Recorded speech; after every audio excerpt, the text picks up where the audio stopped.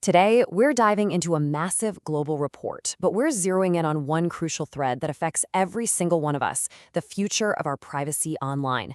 So, just so you know where all of this is coming from, our guide for today is the World Economic Forum's latest Global Risks Report. Now, this thing is huge, so we've laser focused on what it has to say about the major challenges coming for our personal data and our digital freedom. Okay, let's get into it. Every year, this report brings together the views of more than 1,300 global experts. We're talking people from business, government, you name it. Think of it like a weather forecast for the entire planet, mapping out the big storms brewing on the horizon. But you look at this huge map of global dangers, and you have to wonder, what does it mean for something so personal? What does it tell us about the safety of your information right now on your devices? Well, that's exactly the question we're going to explore. First up, let's talk about the immediate threats. The report paints a pretty clear picture of a privacy battleground that's not coming, it's already here. The experts were asked to look just 2 years into the future, and what they see is a world where technology itself is a huge source of risk. These are the clear and present dangers. And check this out. Look at how high these things rank. Misinformation and disinformation is the #2 most severe risk facing the entire globe. Not just in tech, but overall. Cyber insecurity is sitting at #6, and right there alongside them are censorship and surveillance. So the big takeaway here is that these aren't just niche tech problems anymore. The experts see them as full-blown global crises that directly threaten our digital lives. So what do they even mean by cyber insecurity? Well, the report defines it as this constant state of being vulnerable. It's all the backdoors, the weak points, the cracks in our digital world that can be exploited by criminals and other bad actors to steal our data and mess with our lives. And this is really the other side of the same coin. The threat isn't just from criminals out there. It's also about control. The report is really clear that when observation or surveillance becomes this pervasive and our ability to communicate is suppressed, it's a direct attack on our basic human rights. Okay, let's move on, because it's super important to remember that these tech threats don't just exist in a vacuum. As the report shows, they get supercharged by these massive forces that are shaking our societies to the core. You can think of these bigger global risks as threat multipliers. It's like they're pouring gasoline on the fire, creating the perfect storm for digital dangers to spin out of control and making our online privacy more fragile than ever. And here are the two biggest amplifiers, according to the experts. On one side, you have geoeconomic confrontation, the #1 biggest risk they see, period. This is where nations start using economic tools, sanctions, trade wars as weapons.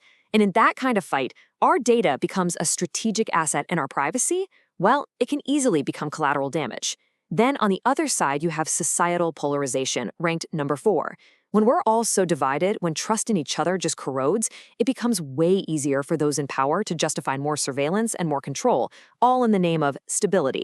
You put those two things together and it's just a toxic brew. It leads to this complete breakdown of trust between us as citizens and the institutions that are supposed to protect us. And that breakdown creates a dangerous vacuum where our privacy rights can just get swept away. But as serious as all that is, the report points to something else on the horizon. Something bigger, something that could change the entire game. They also asked the experts to look a decade into the future, and it's here, in this long-term view, that we find what could be the single greatest threat to the very idea of digital privacy as we know it. The risk is filed under this kind of boring, academic-sounding name, Adverse Outcomes of Frontier Technologies. But let's be real, what they're really talking about here is quantum computing.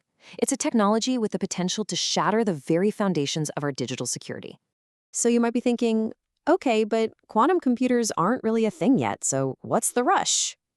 Well, this is why it's an immediate problem. It's because of a tactic called harvest now, decrypt later. It means that right now, bad actors are stealing and stockpiling our encrypted data. Your private emails, your bank records, everything. They can't read it yet, but they're just sitting on it, waiting for the day they can switch on a quantum computer powerful enough to crack it all wide open. So how ready are we for this coming storm? The report gives a number that is, frankly, shocking. It's estimated that only 5% of organizations have quantum-safe encryption in place today. 5%. That means the vast majority of our most sensitive data is vulnerable. And this is the endgame. The report warns that the ultimate risk here isn't just another data breach, it's a systemic collapse of digital trust. Just try to imagine a world where you can't be sure your online banking is safe, or that your digital ID is actually yours, or that a private message is actually private. That's the world they're warning us about. It's a sobering picture for sure. But the report doesn't just drop this bombshell and walk away. It actually shifts to focus on what we need to start doing right now. And this is the really crucial point. The future isn't written in stone. The report makes it absolutely clear that we have a window of opportunity right now to get ready for these challenges. The choices we make today are going to define what the next decade looks like. And to that end, the report actually lays out a pretty clear game plan. It's not just some tech fix. It's about making quantum risk a part of how organizations are run. It's about raising awareness, from the boardroom all the way down. It's about knowing exactly what data you have and how it's protected. And maybe most importantly, it's about working together across whole industries to solve this. Which brings us to the final lingering question.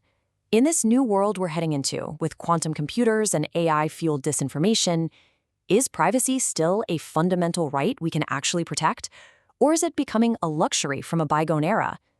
The answer, as this report suggests, is still being written.